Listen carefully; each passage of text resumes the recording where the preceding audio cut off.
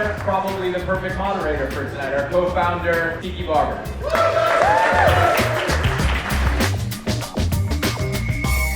So in that 2007 year, I look back at the season though, and especially the postseason, it was all on, a lot of it was on Eli.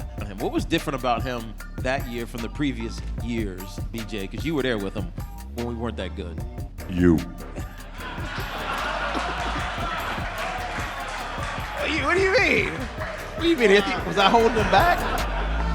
The other, I guess, change happened with Coach Coughlin. How did he change? Everybody always want to give credit to other people, but I think the year before Tiki retired, I think he had a lot to do with Coach Coughlin making the change into the person that he ended up being by Tiki and making him realize that, listen, you got a good team. Here's what you need to do. I know you don't like me. I can't stand you either. But we've learned to get along with one another. And that next year, he created his leadership committee, and things just took off from there, And then Ahmad comes the year after that, and he got this whole nice guy who absolutely loves him. Right? Wait. He does. Don't even get this. We kind of got some stuff together, kind of looked at it like a family versus a business, and that's what changed a lot. Well, I've seen a big difference from my rookie year to after we won the Super Bowl, so I think that helped. Yeah, you get a Super Bowl ring, it changes a lot of things. No, of course. Changes everything. Look, Steve Serby of the New York Post. How would you describe his running style and his running style? Well, Ahmad was a lot like me. Except he was tougher than I was. I didn't want to hit people. These guys, after I left, wanted to hit people. And I used to tell BJ all the time, your career is going to be significantly shorter if you have to take on every single dude. You may have been one of the all-time toughest Giants. Did you play with your feet, surgical feet and surgical ankles? Why did you keep playing? I love the game. I love everything about it. How painful was that? I mean, I've had 11 surgeries in 9 years. Neck surgeries, feet, wrist, thumb.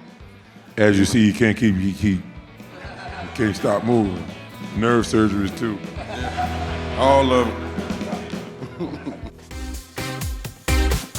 What are your thoughts on Saquon? I think Saquon is intelligent and he's curious. So I met him a couple months ago before the season started, and all he was doing was asking me questions like, how do you block as a smaller player against bigger linebackers? So he wants to learn. I wanted the Giants to take Saquon.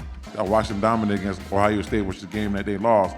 And I said last year, it was October 6, 2017, I'll never forget, like, this kid is the best kid in college football right now, and I'm glad they took him. I want your best single Giant moment. So 2005, Coach Coughlin had positioned that team as the team of record for Wellington Mara and Bob Tisch. We knew they both were going to pass away. That next week, we played the Skins, which is one of our big rivals, obviously. I had a day of days on that game. 206 yards rushing. I scored a touchdown right before I took myself out of the game and handed it over to BJ.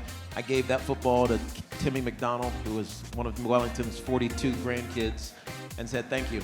And that was, I couldn't have done it any better.